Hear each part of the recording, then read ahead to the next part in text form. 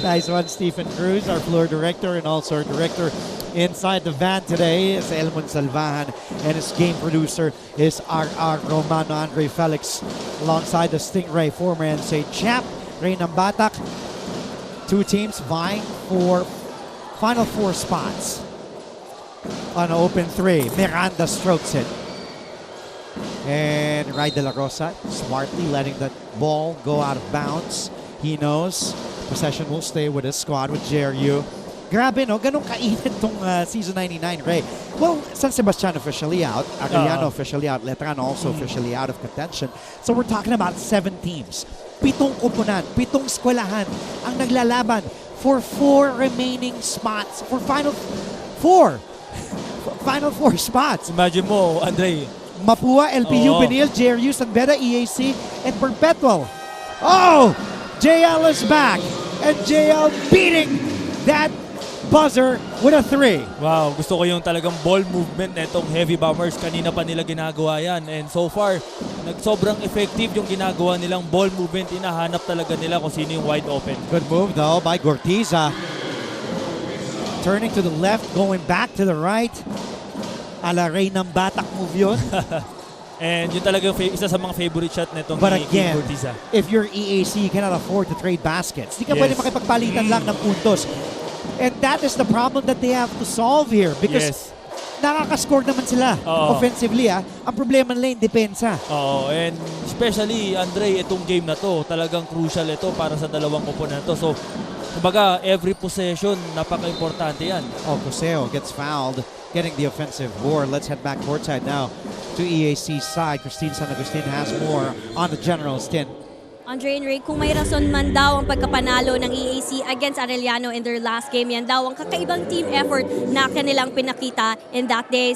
Yan ang sabi ni Coach Gerson Cabilte sa akin kanina, at yan din mismo ang mga salitang inulit niya during the huddle, so the team will be reminded of how many of them step up in that game, at yan din mismo ang gusto niyang makita niyang ngayong araw. Dagdag pa niya, JRU is just as hungry as them, if not more. And so today, kailangan nilang ipakita kung gaano ba kagutom sa panalo ang isang koponan na katulad nilang matagal nang naghihintay na makatikim ng Final Four. Yan muna ang balita mula sa EAC side. Balik sa inyo. Maraming salamat, Christine. That's a question. I don't know who's hungrier. Sino mas gutom dito sa dalawang koponan na to? I think both are equally hungry.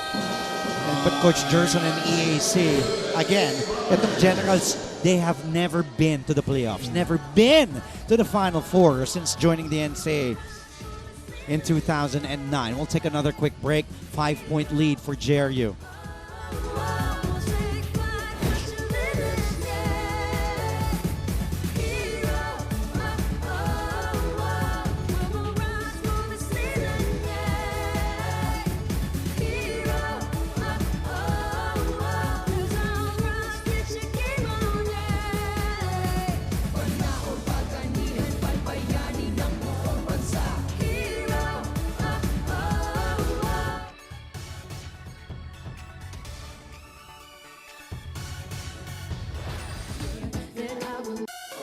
Mga kapuso, nakatutok pa rin tayo dito sa NCAA Season 99 New Heroes of the Game. Konting kwento muna mula sa panig ng JRU Heavy Bombers. Nakausap ko itong si Coach Louie Gonzalez, and he told me na we have to win in all aspects na kontrolado namin. Yan raw ang bilin niya sa team going into this game today, saying that they need to be locked in all throughout dahil alam niya raw na well-coached itong EAC, kaya siguradong lalaban sila hanggang dulo. He also shared with me in this conversation that at this point, they need to be comfortable being uncomfortable dahil ang labanan raw talaga ay more on the mental aspects of the game, which includes the execution of their game plan and adaptation to adjustments.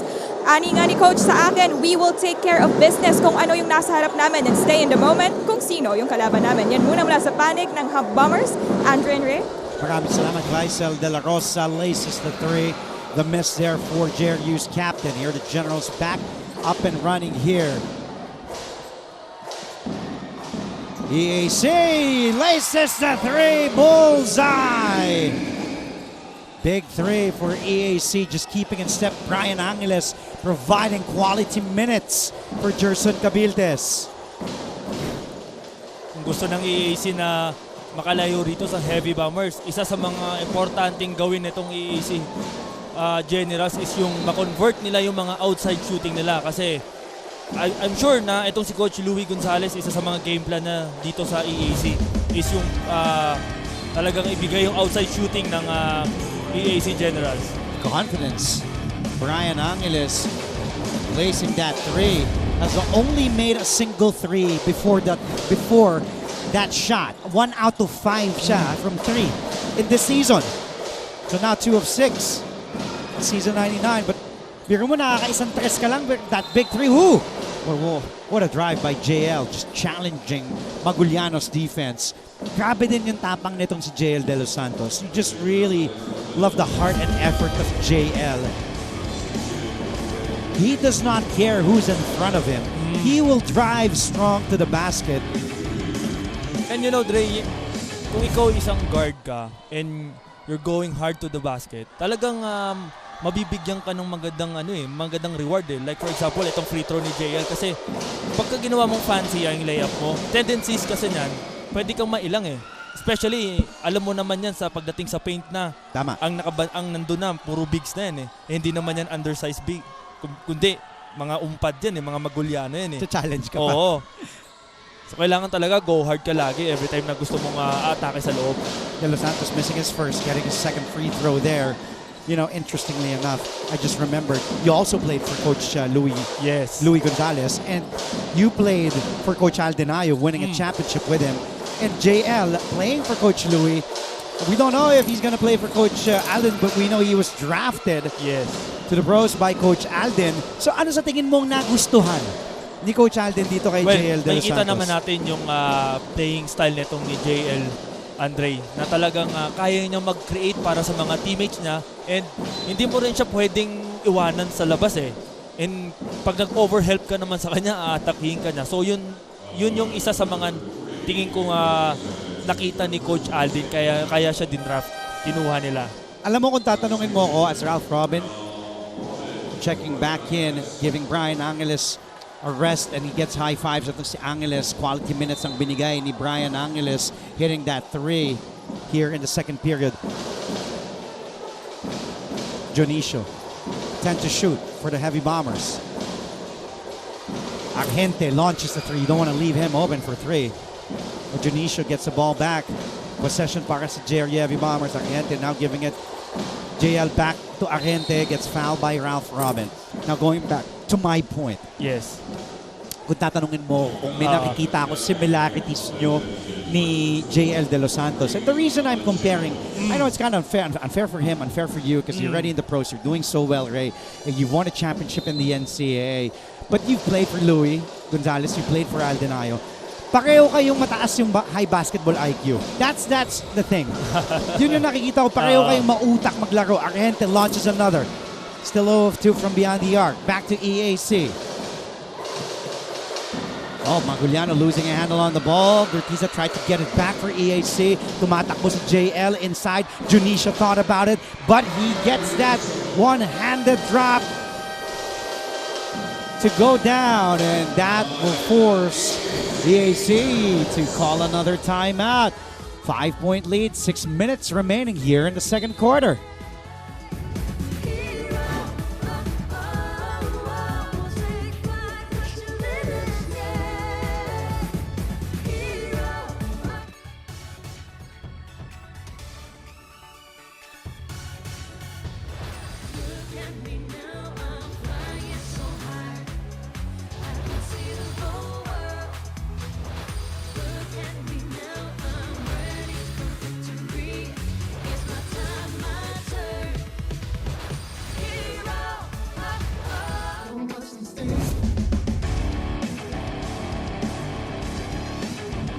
Let's take a look at that last sequence.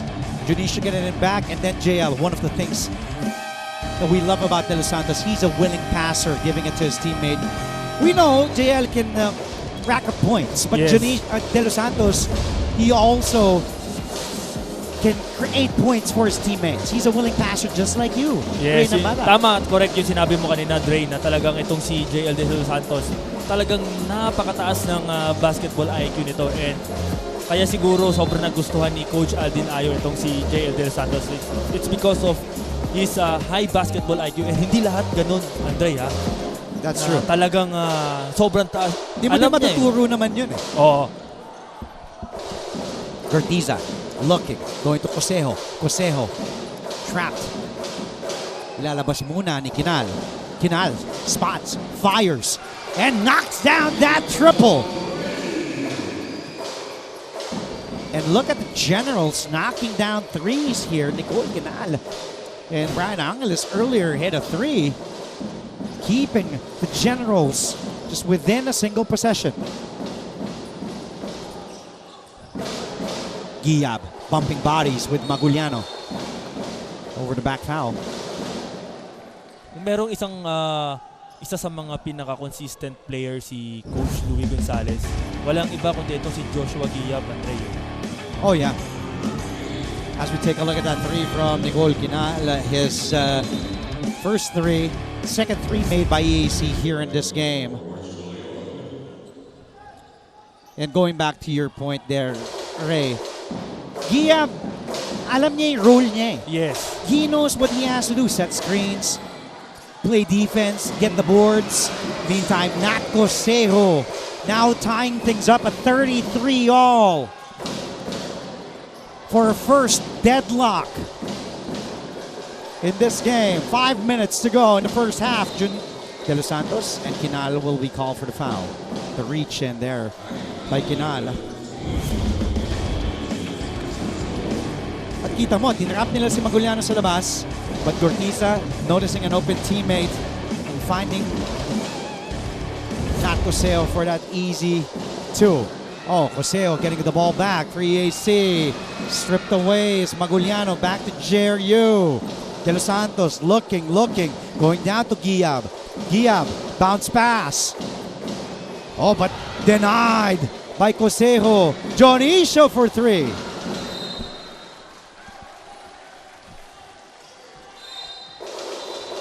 Ganda ng mga recover ng EAC Generals doon. Kaya itong si Junicio, walang magandang lane. And the two officials converging there, having a short chat, making sure who gets the right possession, and EAC does. But look at the JRU defense. It's really stingy. And from from point guard to big man. Oo. Kita mo si Giab talaga. Look at but Maguliano attacking Giab. Good defense by the Generals. Corner three. Oh, but an offensive foul clearly there will be called on Nat Cosejo. Pushing foul. I think doon sa defensive end ng Heavy Bombers, Dre, yun yung gusto nila na si Maguliano yung magbababa ng bola. Kahit na kaya magbaba ng bola ni Maguliano, ang gusto lang mangyari nitong Heavy Bombers is to slow down the pace of EAC Generals kasi ang mga taga Generals mahilig din yan tumakbo eh. So yun yung game plan siguro ni Coach Louie Gonzalez to slow down them.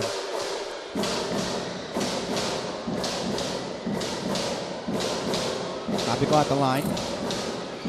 And he misses. First free throw, Pabico. Playing 15 games this season. Has played in all 15. Playing quality minutes, 11 minutes per game in season 99. 70% free throw shooters. Getting his second there. Getting the lead back. Dito sa Heavy Bombers. AJ Miranda is back in. Sean Argente heads back to the bench. Argente wasn't able to knock down the three for JRU. Here's Luciano. Trapped by Pabico. Over to Maguliano. Now being guarded by Marwin Jonicio. Maguliano inside. Kinal gives it to Robin. Corner three. Jonicio ahead to Miranda. Tumatakbo mga nakadilaw. Nice look to Pabico. Gets that lip to go. Luciano on the other end. Challenged by Pabico. And the man was able to score that layup on the other end. Tumakbo. Back on defense. Credit the effort by Teo Pabico.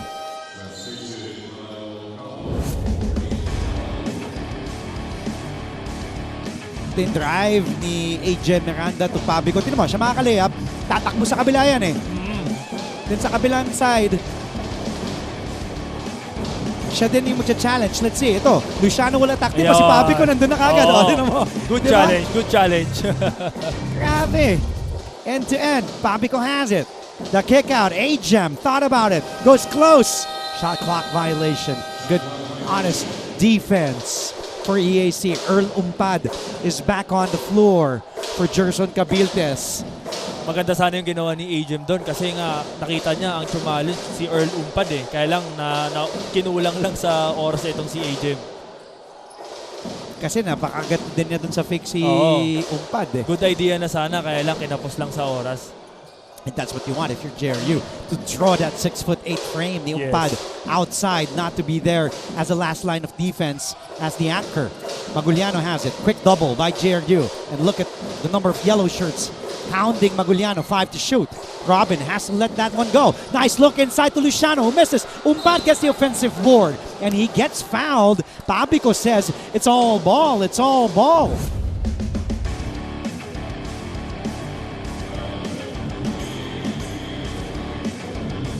Sayang yun. Sorry, missed by Luciano, but there's Umpad. That is why he's there, to get the offensive rebounds. Sobrang laking bagay nito na Earl dito sa loob ng paint para sa mga EAC Generals, Dre. Kasi bukod sa malaki siya, eh masipag din kumuha ng rebound itong si Earl eh. Kaya talagang madalas siya yung na-open pa tuwing merong mga guards na dumadrive eh. Kaya lang ang kailangan lang gawin nitong ni Earl, kailangan lang talaga niyang i-finish yung mga putback na yon, yung mga layup na yon. Earl, that's his second made free throw for this season. He was 1 of 7 before that trip. He missed the first. De Los Santos getting the ball back. JL gives it to Giab. Giab up top. And look at the movement. Yes. Leaves an open Junicio for 3. De Los Santos almost losing a handle on the ball. Junicio, second try. And gets a lucky bounce for 3. Yes, finally. A 3-point shot for Marvin Junicio. Sasagutin naman sa kabila ni Robin, no. Oh, heads up play by Chavo. And ball will stay with EAC. That was a smart play by Kyle, hitting JL De Los Santos. De Los Santos going back to Marvin Junicio. Favorite spot ni Marvin Junicio yung wing spot niya. Yung wings, no? Dre, no? Kasi kahit na ilang beses siya naglimitis, basta nandun siya sa favorite spot na yan, talagang hindi siya nag-hesitate. 2 of 4 from 3 today is Marvin Junicio, 8 points in 12 minutes. Maguliano. And look at that JRU defense. Just really,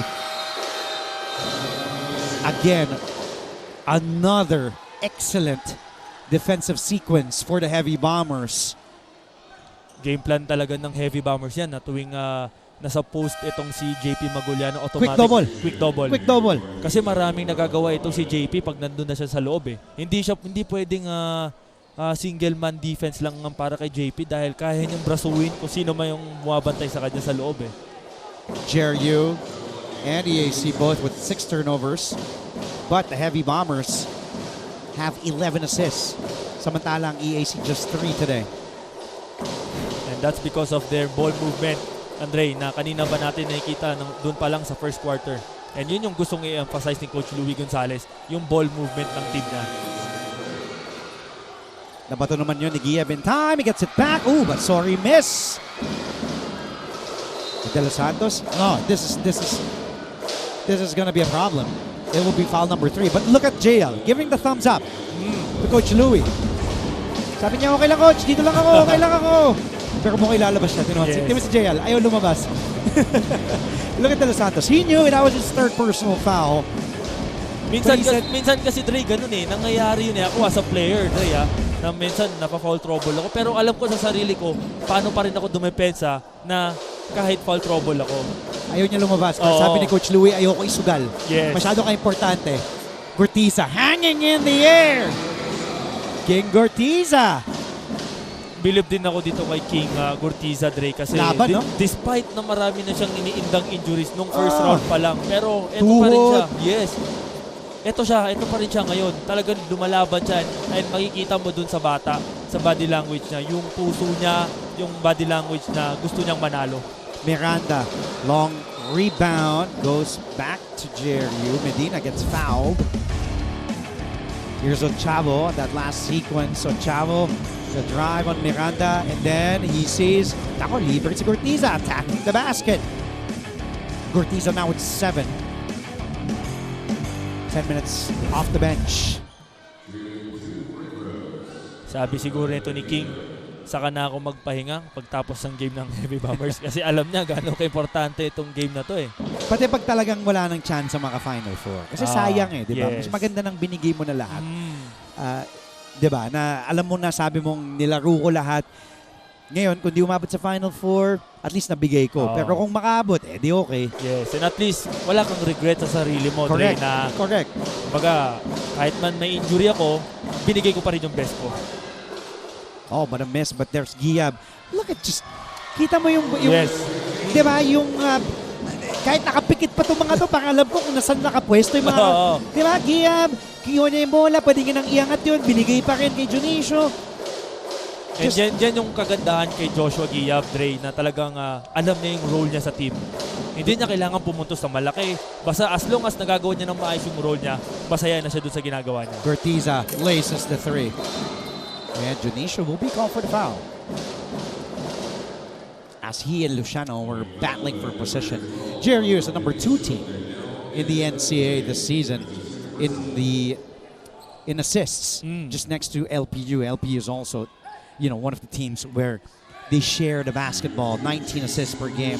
Right behind us, JRU, 18.5. And then at number 3, alam mo kung sino? EAC. So, dikit lang. In So terms JRU of and EAC, stats. 2 and 3 when it comes to sharing the basketball Yes. in assists. And you've been in teams, Ray, kung saan, I remember that season 91, that championship team.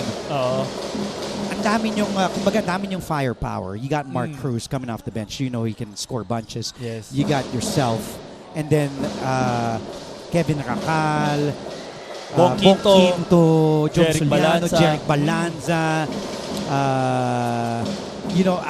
I'm trying to recall all these names. Pero Yes. the way you shared that basketball was just a thing of beauty. Yes, and alam mo, Andre, kaya kami effective doon kasi bawat isa sa amin, alam namin yung role sa team.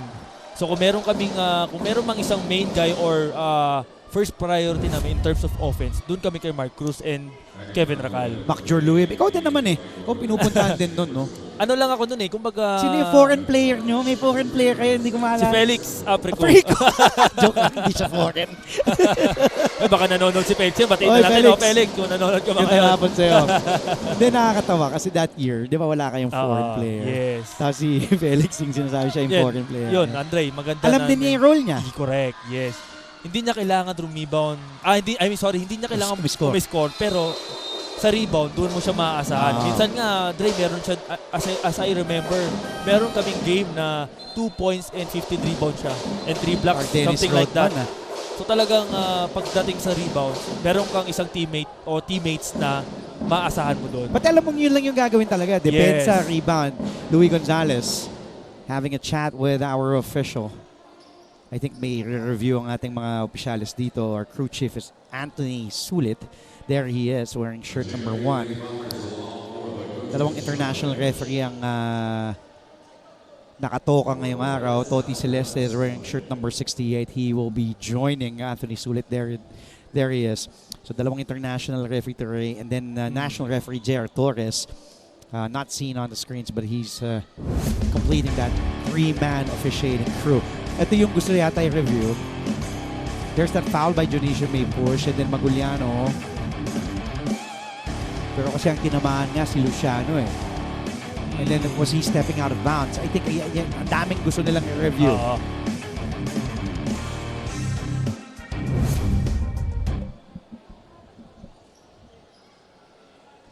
Itong dalawang coaches na to, talagang ayaw nilang mag-waste ng oras dahil nga alam nila gaano ka-importante itong game na to. So kung may pagkakataon na pwede mong i-challenge yung call ng referee, talagang hindi na nila hinahayaan yun. na talagang as much as possible, i-challenge mo na yung call na yun.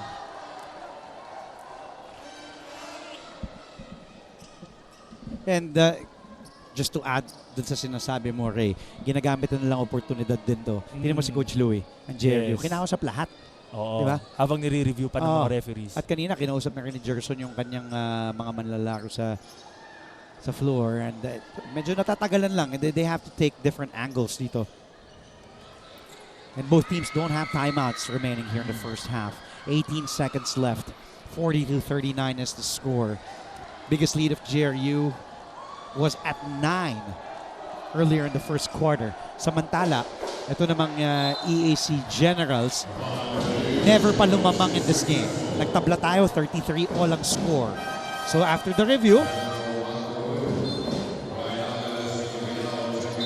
the ball will go to JRU. Yes.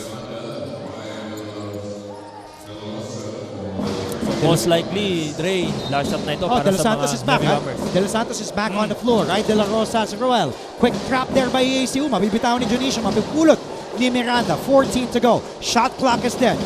If you're the Heavy Bombers, you want a good shot here to enter the dugout. Miranda lets it fly. But Junicio gets it back.